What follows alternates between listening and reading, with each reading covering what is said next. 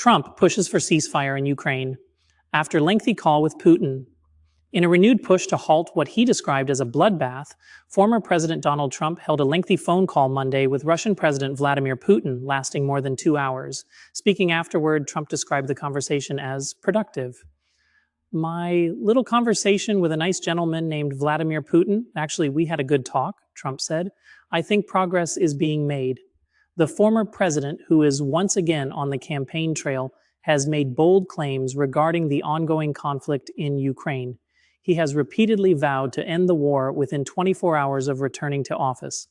Following the Monday call, Trump urged both Russia and Ukraine to immediately start negotiations toward a ceasefire and, more importantly, an end to the war. He also suggested that the U.S. could scale back its involvement if talks do not move forward. "I think something's going to happen," Trump said. "And if it doesn't, I'll just back away and they're going to have to keep going again." This was a European situation. Trump also held 2 phone calls with Ukrainian President Volodymyr Zelensky in recent days. Zelensky, however, expressed skepticism about Russia's intentions. "Everybody is very interested in a ceasefire. Too many losses," Zelensky said. "I'm not sure that Russia is ready, and we don't trust them." In a post on social media Tuesday morning, the Ukrainian leader added, "It is obvious that Russia is trying to buy time to continue the war and occupation."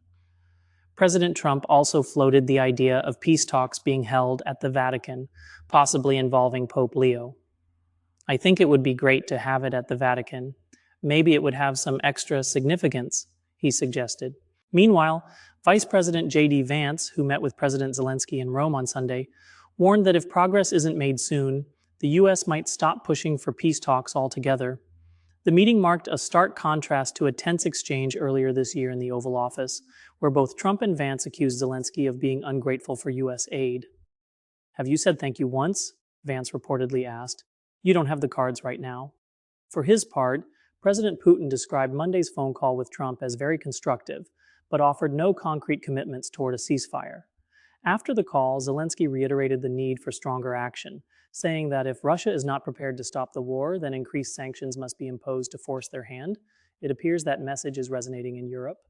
On Tuesday, both Great Britain and the European Union announced new rounds of economic sanctions against Moscow. Asked whether the United States would follow suit with additional sanctions, Trump expressed concern that doing so could escalate the conflict, but he didn't rule it out. "There could be a time where that's going to happen," he said. As international pressure mounts and diplomatic efforts continue, the prospects for peace remain uncertain. For now, both the world and the region watch closely to see whether the latest conversations will lead to real change or more of the same.